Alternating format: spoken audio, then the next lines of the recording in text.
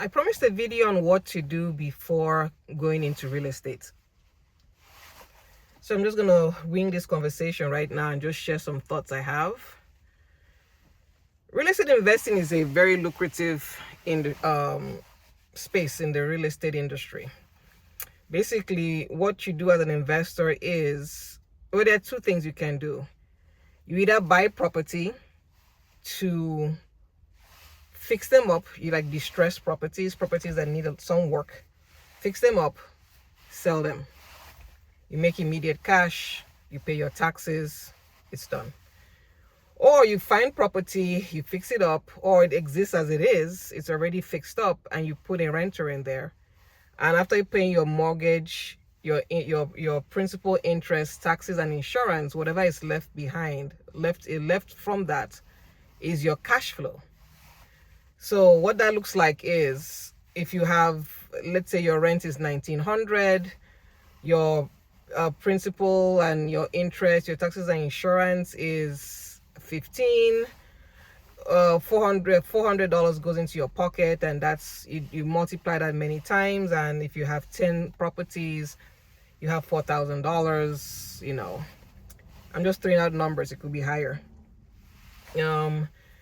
The value of real estate investing is not just what you make every month, is the properties appreciate. So every year on average, a property should appreciate minimum, worst case 3%, but it's usually higher. So every increase on the value of that property is sort of your hidden cash. It's called your equity. So what you can do with that is, let's say 5 years from now, you decide to pull that money out. So let's say you bought it at $150,000. It's now appreciated to 200,000. You can pull that 50,000 out of it and use it for something else. So another thing that's an advantage, at least here in the United States, is your tax. You can use it to offset, write off a lot of expenses, and it ends up, when you're paying taxes, you pay less taxes overall because of all the write-offs that go with it and all the depreciation on the asset. So also you can write off your interest. So that also helps you with your taxes. So long term, it's a great wealth building asset to add to your portfolio. So those are all the good sides of real estate. Now, of course, before you get to that point where you're making all this money, or you're increasing, there are all these factors and steps you have to walk through, and those steps all have risk involved. So for example, if you find a distressed property, you have to fix it up. It sounds great in theory, but what that means is that there are other personnel around you that you have to depend on to work and make this possible. And that goes either smoothly or it doesn't go smoothly, depending on your hiring ability, depending on the contractors that you have you have hired, and also depends on your knowledge. So all those factors play into it. Other things play into it, being smooth or not, based on demand and supply of material. Like when we had COVID and all those that period of uncertainty, material prices are high, and so that affects. So many things really happen that are within and without your control, from the time you buy a property to when you fix it up. So I'm coming from the point of, I can give you all this great news, which is that yes, you can significantly in time make some money on this. But before you go into real estate, there are certain things I would advise anybody. I've had people that want to go into real estate with me, or I show them how to. And I try to advise them that before you go into real estate, do not so let's say you have 50,000 and you want to go into flipping, okay? I would advise you to have some emergency or some savings that you can tap into for yourself. So don't put all your savings into this. Prepare the groundwork in your life so that when you now go into this business, you are not under great duress if things don't go exactly as you expected. So I would advise you, so if you have a budget, which I strongly advise everybody to get a budget, you have to understand how much you spend per month.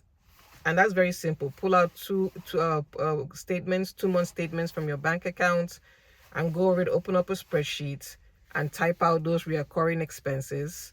You know, your utilities, you know, your rents, you know, your mortgage, you know, your car notes, you know, write all that down. Look at how much you spend on food on average, write that down. Look at how much you spend on leisure, write that down.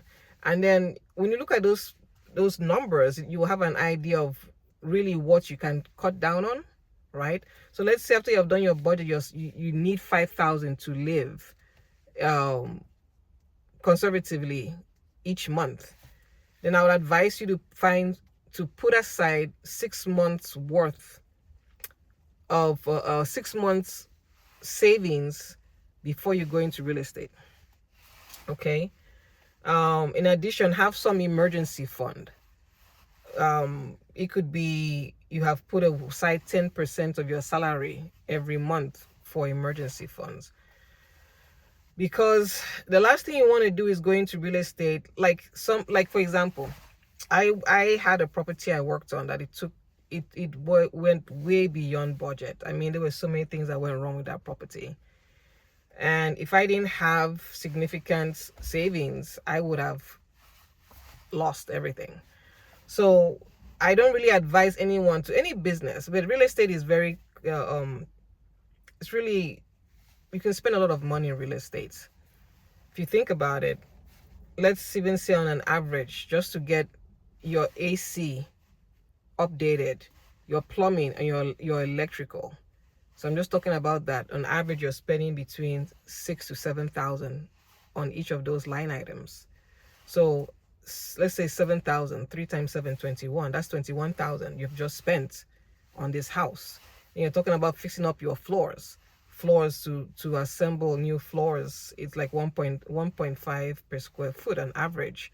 You think about your painting inside and outside. You're thinking, so it's nothing to spend 50,000, 60,000 to rehab a property. Now, depending on your state, some people, put my glasses. Nope. Some people spend more based on where they live. You know. So so imagine if someone comes to you and says, okay, I'm going to charge you 8,000 to update your electrical, and the person does it and messes up. You didn't expect that. The person doesn't show up to work after they have done some things wrong, so you now have to bring another electrician to work on it. They now go pull permit, or they don't, or they come work on it. They say it was an extra 3,000. So here you are now, something you had budgeted for 8,000, it's 11,000. Now, yes, you can have planned out everything. I'm just saying something always goes wrong in real estate, and you want to put that number, you want to put that on your line item anyway. That something's going to go wrong, maybe 15% in your line item, Murphy's Law, right? But prepare yourself before you go into real estate. Also prepare your mind, because a lot of people are not comfortable spending money. Very risk adverse. I don't know if real estate will be good for you if you're very risk adverse. You might have to work on that, because there's a lot of money going out. It's like, okay, 3,000, okay, 10,000, okay, you know, it is. And also, even though you go to a lender, you still have a lender on your back, right? You still have a timetable. So if you're the type that you're easily frazzled and anxiety prone, you might want to work on that, or you might not even want to go into flipping. You might want to find a house that's already put together and rent it out. And honestly, you don't even have to go into repairs and all that. There are people that like, I can repair a house and sell it, right? So you can buy it from me, it's already done. Now it's going to definitely be more premium pricing, but it can work. I mean, if I sell a house, let's say 200,000, 210,000, and your rent is 2,100, you can still benefit from that. So you don't have to come in here and do all the work, but the money is mostly made, the value is mostly created by you actually finding a distressed property and putting in value into that property, right? You make more money that way. So I guess what I wanted to say is, before you go into any real estate, just save some money for your daily needs and save some money for an emergency fund for your daily needs, and then go into real estate, and then just be prepared to do the work. So I hope that helps somehow. I don't know if you have any questions. I think I would be able to understand the direction of what videos to make if you have questions. If you have questions on real estate or anything like that, just let me know. All right, take care. Bye bye.